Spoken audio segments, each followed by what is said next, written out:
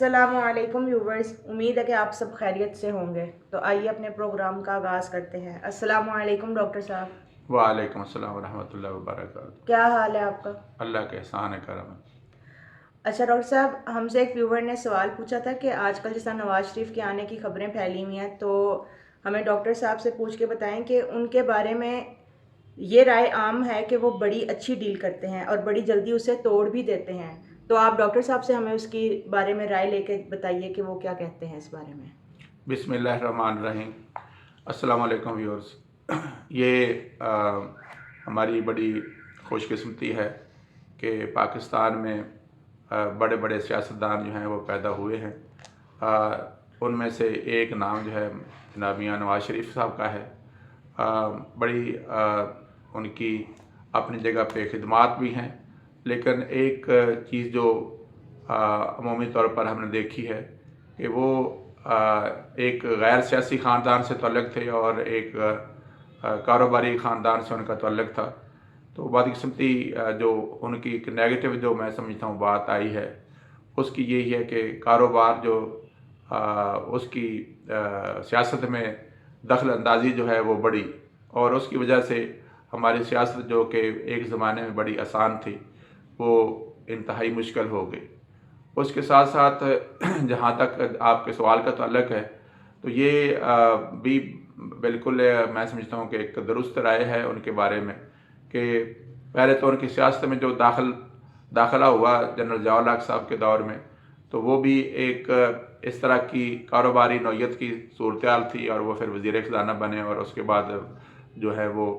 अपने जनरल ज़िया उल हक़ साहब को शीशे में उतारने में कामयाब हुए और फिर वज़ीर आला के मनसब पर पहुँचे।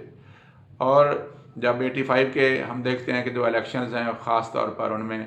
उनका जिस तरह से उन्होंने सियासत में पैसे का जो दाखिला है उसको आम किया, और मैं उस वक्त यूनिवर्सिटी में था, तो जो बैनर्स थे, मेरा नहीं ख्याल कि उनके हलके में कोई ऐसी शायद गली थी जैसे कि रंगारंग बैनर्स के साथ वो रंगा हुआ था और कोई जगह खाली नहीं थी। तो उसके बाद ये फिर देखा देखी तमाम लोगों ने पैसा खर्च करना शुरू किया। अब आप खुद अंदाज़ा कर लेंगे, जब पैसा इतना इन्वॉल्व हो जाएगा तो वो अपने पैसे को किसी के रिकवर करेंगे। वो फिर जब इक़्तिदार में आए, और जनरल ज़िया उल हक़ साहब की तरफ से अल्लाह ताला उनको जन्नत नसीब करे, एक मैं समझता हूँ कि सियासत में करप्शन का दूसरा जो बहुत बड़ा अहम जो इशू था, वो उन्होंने अरकान कौमी असम्बली और सूबाई असम्बली के लिए ग्रांट्स मुकर्रर की, और फिर इनकी निगरानी के हवाले से वो पैसा जो है इन लोगों की जेबों में आना शुरू हुआ, और यूँ सियासत जो है वो एक अच्छी नौयत से निकल के एक कारोबार और एक करप्शन का एक ज़रिया बन गई। और इस वजह से यही देखते हैं कि फिर लोग जो है ये अच्छे या बुरे तरीके से एस्टेब्लिशमेंट से और मुख्तलिफ हलकों से जब हुकूमत से निकलते, तो उस वक़्त दोबारा इनको याद सताती थी और वो दोबारा हुकूमत में आने की कोशिश करते थे। तो इनकी बारे में जैसे मैंने पहले कहा कि इक़्तिदार में आई ही डील्स के साथ और कारोबार के साथ। उसके बाद 1988 में जब इलेक्शन हुए, तो उस वक़्त के मुख्तलिफ हलकों ने मियां नवाज शरीफ साहब को बेनज़ीर के मुकाबले में ला खड़ा किया, और वो कि उस वक़्त ये कामयाब ना हुए, लेकिन फिर 1990 में जब हुकूमत ख़त्म हुई तो फिर इन्होंने दोबारा जो है इनको कामयाबी दिलवाई गई। तो उसके बाद जैसे अभी सवाल में आपने कहा, तो यानी कि हुकूमत में जैसे ही आया तो फिर इन्होंने अपनी आंखें दिखाना शुरू कर दी इस्टेब्लिशमेंट को, और उसका बिलाकर ये नतीजा हुआ कि इनको अपनी हुकूमत से हाथ धोना पड़ा। और फिर 93 में बेनज़ीर को दोबारा इक़्तिदार मिला, जो कि मेरा ख्याल है कि अपने वालिद की सियासत से वो भी हट चुकी थी, और उनके साथ जरदारी साहब जो थे वो भी शायद इसी तरह की कारोबारी सूरत-ए-हाल में दाखिल हो चुके थे। और 1996 में फिर इनकी हुकूमत ख़त्म कर दी गई, तो मियां साहब एक और डील के साथ दोबारा इक़्तिदार में आए, और फिर जब इनको 2/3 अक्सरियत मिली तो इन्होंने सुप्रीम कोर्ट और पाकिस्तान के जितने मुक़्तदर इदारे हैं उनके हालात बदलने शुरू किए, और बार बार जो है फ़ौज के अंदर मुदाखलत की। उसका नतीजा ये निकला कि 1999 में इसकी हुकूमत फिर दोबारा ख़त्म हो गई, और फिर ये जब कैद हो गए और इनको कैद कर दिया गया, तो और इनके ऊपर मुकदमे और सज़ाएँ हो गई, तो फिर ये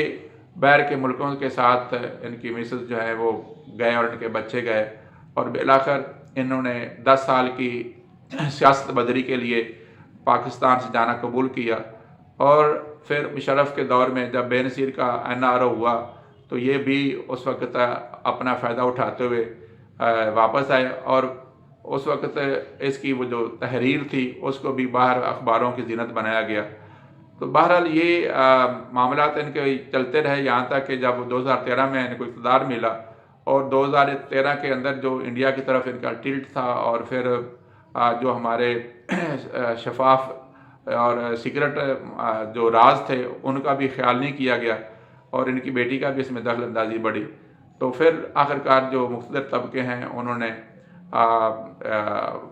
یعنی کہ ان کے اوپر مقدمات پاناما کی شکل میں چلے، اور پاناما کے مقدمات کے بعد ان کی نااہلی ہوئی، اور پھر ان کو اقتدار سے فارغ کر دیا گیا، اور پھر گو کہ یہ ان کا نکالا جانا میں سمجھتا ہوں کہ اتنا دلکش نہیں تھا، بلکہ اس نے بہت ہی برے اثرات مرتب کیے، اور ہم سمجھتے ہیں کہ اس میں میاں نواز شریف کے ساتھ بہت حد تک زیادتی بھی کی گئی، ان کے لیے ان کو جو بنیادی حق انسان کو اپنا مقدمہ لڑنے کے لیے ہوتے ہیں وہ نہیں دیے گئے، اور اس سے اوپر جو ہے سپریم کورٹ میں ان کو نااہلی بھی ان کی تاحیات کر دی گئی، وہ بھی ایک قسم کی زیادتی تھی۔ لیکن اس کے ساتھ جب یہ دوبارہ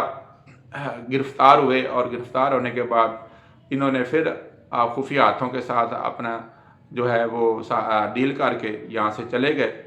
اور یہ بھی ایک دنیا کی تاریخ کا عجیب واقعہ تھا کہ ایک آدمی جس کو سزا ہو چکی ہو اور وہ جیل میں ہو، اور وہ ضمانت کے تحت جناب باہر چلا جائے اور پھر وہاں سے آئے بھی نہیں، اور آج ان کی پھر آمد ہے، اور یہ پھر ایک ڈیل کے تحت پاکستان آ رہے ہیں۔ اللہ تبارک تعالیٰ سے دعا ہے کہ اس دفعہ وہ ڈیل کرنا کوئی بری بات نہیں ہے، سمجھوتا انسان پوری زندگی میں کرتا ہے، اور اگر اس دفعہ وہ مختلف حلقوں کے ساتھ اچھے طریقے سے چلیں، اور پاکستان جو کہ اس وقت آلریڈی بہت برے حالات میں ہے، اور میں سمجھتا ہوں کہ اگر یہ کوشش کریں اور مقتدر حلقوں کو یہ بھی باور کرائیں، جیسے بے نظیر نے کہا تھا مشرف سے کہ وہ نواز شریف کو بھی آنے دے، تو میں سمجھتا ہوں کہ اس وقت ان کو کوشش کرنی چاہیے کہ عمران خان جو ہے اس کے حوالے سے بھی، چونکہ کئی ایک باتیں جو ہیں ان کے اوپر انگلی اٹھائی جاتی ہے، تو وہ بھی اقتدار میں جب یہ الیکشن آئے تو سارے مل کر الیکشن لڑیں، اور جو پارٹی جو ہے الیکشن جیت کر آئے وہ پاکستان کی باغ ڈور سنبھالے، اور پاکستان میں انسٹیبلٹی اللہ کرے ختم ہو جائے، اور پاکستان ترقی کی طرف گامزن ہو سکے۔ اور بالخصوص اس وقت بین الاقوامی سطح پر اسرائیل جو ہے اس کا اثر رسوخ بہت بڑھ چکا ہے، انڈیا کا اثر رسوخ بہت بڑھ رہا ہے، تو اس میں پاکستان کا سٹیبل ہونا بہت ضروری ہے۔ تو اللہ کرے کہ پاکستان میں اچھے حالات پیدا ہوں، اور یہ ڈیل جو ہے اس وقت ہوئی ہے یہ کامیابی کی علامت بنے، نہ کہ پھر ایک پاکستان میں انسٹیبلٹی کی طرف لے جائے۔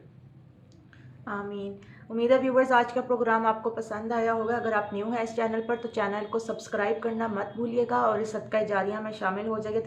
اور اس ویڈیو کو زیادہ سے زیادہ شیئر کیجیے تاکہ اور لوگ بھی اس سے مستفید ہو سکیں۔ جلدی آپ سے نیکسٹ پروگرام میں ملاقات ہوگی۔ اللہ حافظ۔